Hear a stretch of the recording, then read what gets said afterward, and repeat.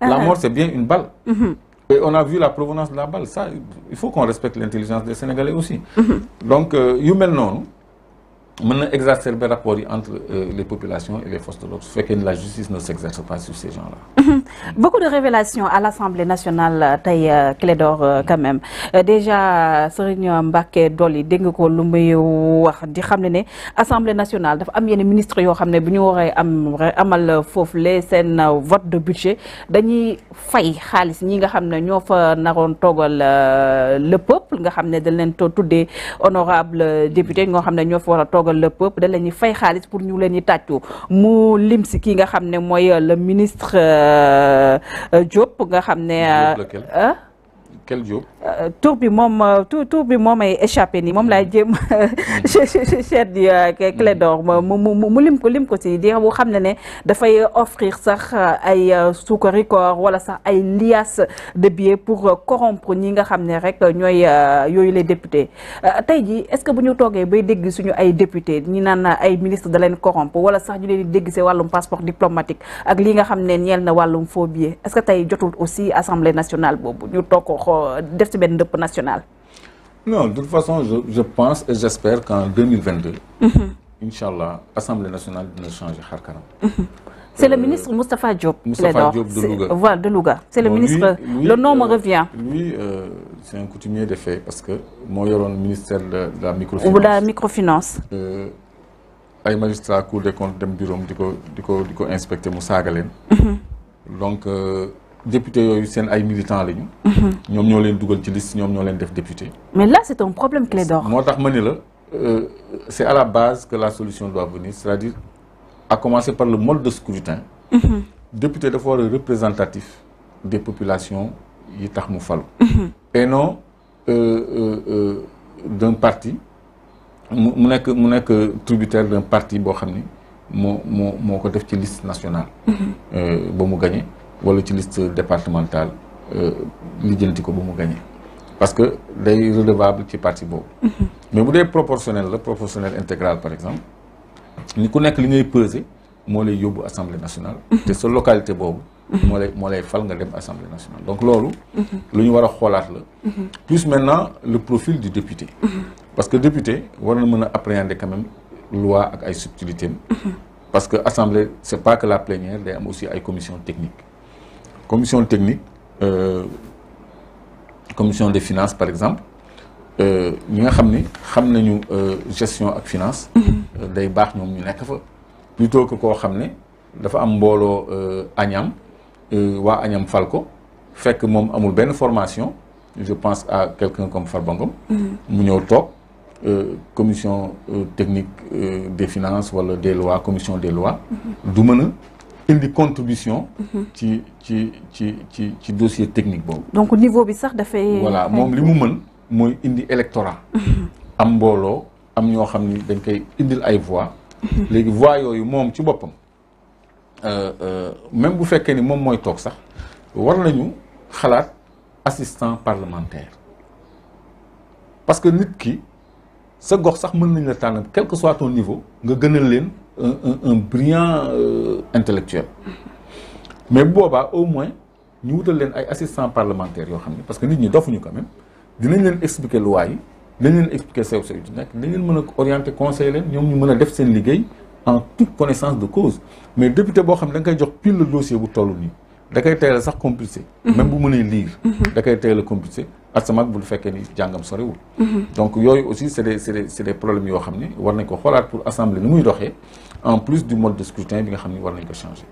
appel du pied bi nga xam ne le maire de Guédiawaye def na ko ki nga xam ne mooy Malick Gakou di xam ne Malick Gakou moom place am moo nekk pour mu ñëw si mouvance présidentielle di xam ne aussi li nga xam ne mooy adversité warul tax ñu doon ennemi ki di Malick Gakou warul topp des politiciens haineux comme Ousmane Sonko ak Barthélémy Diaz noo ko jàngatee mu mel ni comme Malick Gakou gars yi li ñu koy tooñ ne carrément il est un peu proche du pouvoir ki nga xam ne mooy avec appel du pied bi nga xam ne kii def na ko le maire de Guédiawaye rakki Macky Sall bi daf ko firndeel est-ce que du indi aussi benn malaise aussi wala sax gêne par rapport ak Malick Gakou ak ñi nga xam ne ñooy ses frères opposants est-ce que nekkul aussi di jéem a indi benn divergence entre Malick Gakou et ses pairs. non non non non Malick Gakou ñi mu nekkal. ñi mu nekkal xam nañ ko bu baax. man xam naa opposition bi. te xam naa aussi Malick Gakou. dañ koy tooñ rek Aliou Sall li muy wax. mais c'est de bonne guerre ku mel ni Malick Gakou ku ko bëggul avec lui. Yewwi Askan bi bëgg na ànd ak Malick Gakou. peut-être Wallu Sénégal bëggoon na ànd ak Malick Gakou. ak keneen ak keneen ak keneen parce que am na lu muy représenté. donc Aliou Sall c'est pas sa première interpellation ci Malick Gakou. parce que Malick Gakou sa réponse était que moom amul ay ambition locale ambition nationale. Malick Gakou c'est pas quelqu'un qui se bat pour une mairie. D'ailleurs les dernières municipales moom il avait positionné quelqu'un. dafa tegoon un poulain dafa sampoon nitam. c'est comme l'actuelle posture de Aïda Mbodj. qui a dépassé maintenant la mairie de Bambey. moom ay poulain am la teg. ku mel ni Habib Sy aussi à Linguère ay poulain am la teg donc homme politique dafay évoluer ci station donc mais que Aliou Sall bëgg ko mais ñoom mën nañu bëgg sax ku mel ni man wala ku mel ni keneen képp kuy opposant rek ba ci Ousmane Sonko su nawoon dem ci ñoom dañuy jël. ragaloo ku mel ni comme Malick Gakou avec son passé wala sa relation yi nga xam ne am na ko kii ak le frère du président de la République maire de Guédiawaye mu dem rejoindre président de la République Macky Sall. non xam nga en politique on n'est pas des irréductibles. Animosité amul ci Aliou Sall peut-être. ak une certaine classe politique. amul ci Malick Gakou ak une certaine classe politique mais ku nekk yaa ngi am sa trajectoire politique. Nafi Diallo par exemple du PDS. tout le monde sait qu'elle est PDS radicale. mais quand elle a perdu son père. mais waa APR yi est-ce que ëpp ñu fa woon sax. les Seydou Gueye et tout le monde. c'est la famille libérale. non c'est la famille libérale. mais Malick Gakou a d'excellentes relations avec Ablaye Wade dinañ ko fàtte. Ablaye Wade bi muy ñibbisi fii après son long séjour. Malick Gakou kese moo nekkoon ci otoom comme leader politique. et pourtant il y avait des libéraux. il y avait les autres. donc man ce que mën naa wax ci Malick Gakou.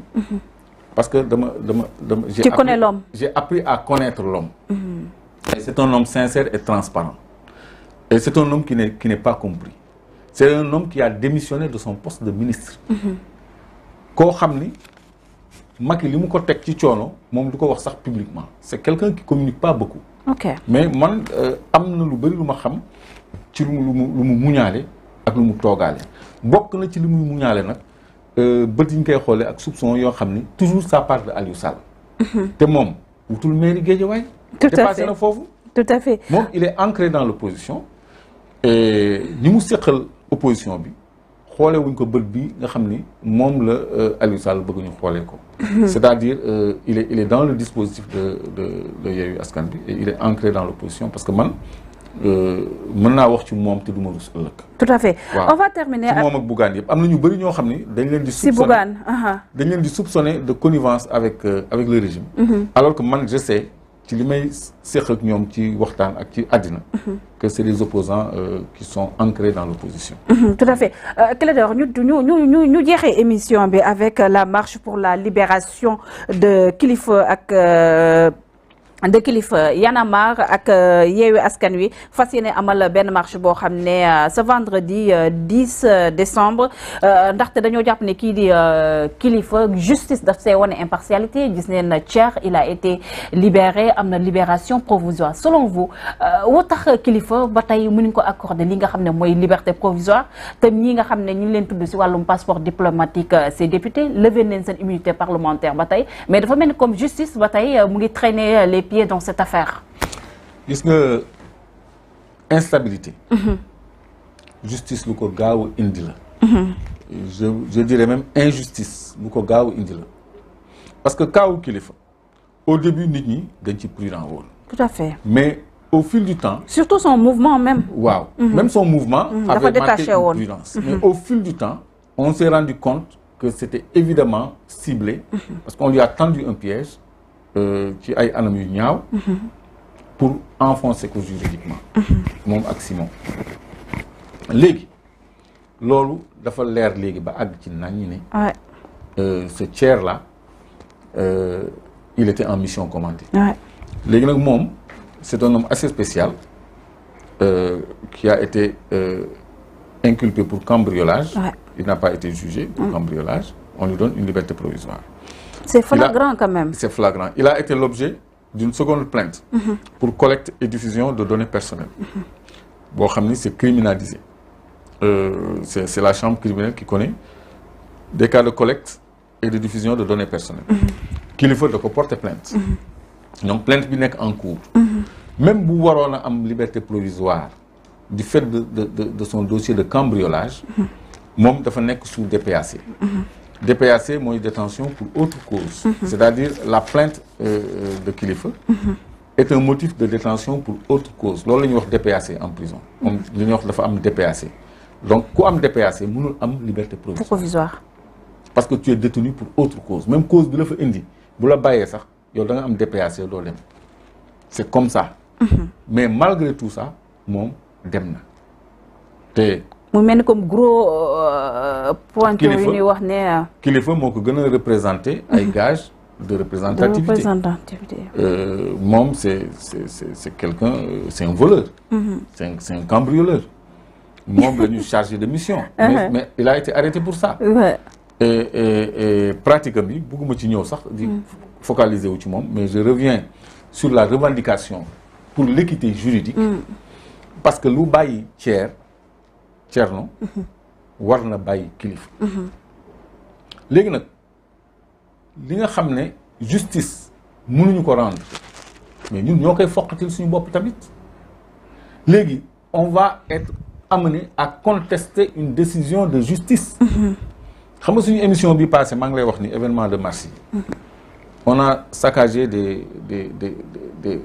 représentations de l'institution judiciaire pour symboliser que les populations ont un conflit avec leur justice. yu mel nii moo koy exacerbé parce que dafa fës flagrant ci bëtu nit ñëpp nag léegi mais lii singali la. ba noppi 2 poids 2 mesures la. Comment on peut laisser Thierno qui est l'objet d'une plainte de Kilifa bu Kilifa porté wul woon plainte sax ñu ni bon mën nañ ko bàyyi liberté provisoire ci affaire bëri ñu porté ko plainte collecte et diffusion de données personnelles ba noppi ñu koy bàyyi que le plaignant lui il est en prison. Les députés, parlons-en. Ouais. Passeport diplomatique. Duñ ko mës a instruire parce que ça va aller au ministère des Affaires étrangères et à la présidence de la République. Ah bon? Oui, et dina ravager. Comment ñu juger leen par rapport à ça wala ça? Non, duñ leen juger. Non. Mais là, c'est un problème Clédor li ngay wax nii. Ils vont, mais c'est très grave. Mais attends. Il y a l'institution, il y a des collectivités locales qui sont impliquées. ñu defal certificat de mariage yeeg certificat de naissance yeeg ak yooyu xam nga. Il y a des mairies qui sont impliquées. Il y a des députés qui sont impliqués. Il y a des cadres du ministère des Affaires étrangères qui sont impliqués et qui en savent des choses. ñooñu dañuy wax. Même le tiers là mais li mu xam moo tax ñu bàyyi ko. il sait les choses. parce que enregistré na fi ay kilifa yu bëri. ci yoo xam ne bëgguñu mu xam mu feeñ. donc député yooyu je crois que duñ leen mës a juger wala condamner leen ci affaire passeport diplomatique yi te dama ragal enquête bi di jot a def sax te ak éléments yi mu am ñu nax saayal ko comment transférer ko un juge après mu yem foofu. c'est tout noonu la ñuy rayé dossier parce que foog ñu jëlee ko ci loxo alkaati yi pour mën ko classer sans suite. parce que bu fekkee dafa war a continuer enquête am mais lan moo ci des da dugg biir ministère des Affaires étrangères parce que yow sa présence physique et dañ ko exiger pour nga jël photo naka la nit mënee am jabar bu góor mu dem ñu photo ko wala nga am plus de 5 jabar ñu lay enregistrer tout le temps ci même bureau bi tout le temps saa yu ñu defaral la. mais xam nga Sénégal dafa bëri divorce 5 jabar 9 jabar 10 jabar mais loolu ba noppi le président a une part de responsabilité tamit parce que moom c'est lui qui signe. Non, il y a des ayants droit au passeport diplomatique mais am na ñoo xam ni sur dérogation la ñuy am passeport diplomatique seul le président de la République est habilité à faire une dérogation. seul le président de la République est habilité à faire une dérogation. gis nañ fi benn góor jigéen bu àddina bi yëpp xam ni góor jigéen la. bu koy ndamoo sax bu produire passeport diplomatique am. kooku Macky Sall kese moo mën a def dérogation parce que c'est pas un ayant droit. kon léegi affaire u passeport diplomatique yi bu ñu ko leeralee ça va au palais ça va au ministère et au palais le ministre naan moom yéegu ci dara et tout ça mais il va être éclaboussé. donc kilifa moom amatul benn raison. il n'a aucune raison pour ñu bàyyi ko prison quand même. il n'a aucune raison voilà, de rester en prison. Donc c'est normal que nit ñi revendiquer sa libération.